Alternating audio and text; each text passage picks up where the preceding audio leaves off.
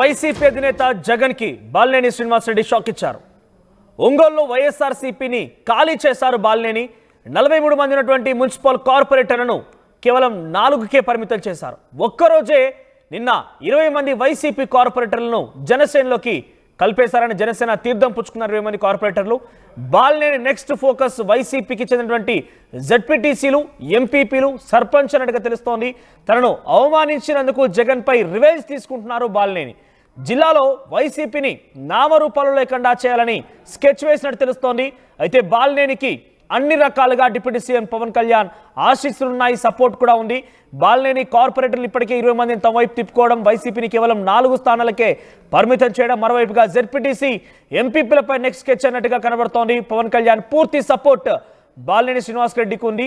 దీనికి సంబంధించి మరిన్ని అప్డేట్స్ ఒంగోలు నుంచి ప్రతినిధి శ్రీనివాస్ అందిస్తారు. శ్రీనివాస్, ఏంటి బాలినేని యాక్షన్ ప్లాన్ తో వెళ్తున్నారు? చాలా క్లియర్ గా జగన్ పైన రివెంజ్ గా ముందుకు వెళ్తున్నారు అర్థమవుతోంది. సో జగన్ పైన ఈ స్థాయిలో రివెంజ్ కి బాలినేని దిగుతున్నారంటే వైసీపీని ఇంకా ఏ రకంగా చెడుగుడు ఆడుకునే అవకాశం ఉంది? ప్రెసెంట్ ఇంకా ఎవరెవరు చేరబోతున్నారు?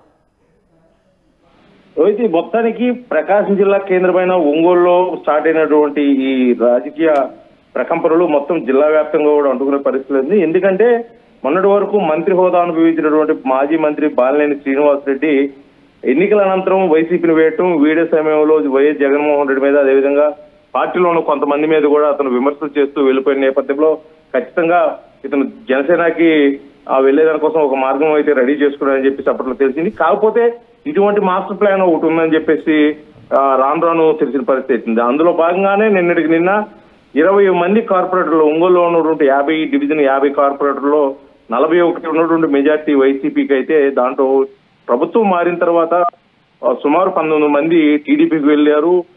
జనసేనకు ఆల్రెడీ ఒకరున్నారు. ఈ టైంలో 20 మంది వెళ్ళి మొత్తం 21 మంది ఆ కార్పొరేటర్ బలం చేకూరింది. దీనికి ప్రధాన కారణం ఏంటంటే మార్చి 10వ తారీఖు 2025 తోటి మేయర్ గడువు, అంటే 4 సంవత్సరాల గడువు పూర్తవుతుంది. 4 సంవత్సరాల గడువు తర్వాతే ఏ పరిస్థితులైనా ఓటింగ్ ప్రాతిపదికన కూడా మేయర్ని ఎన్నుకునే పరిస్థితి ఉంటుంది.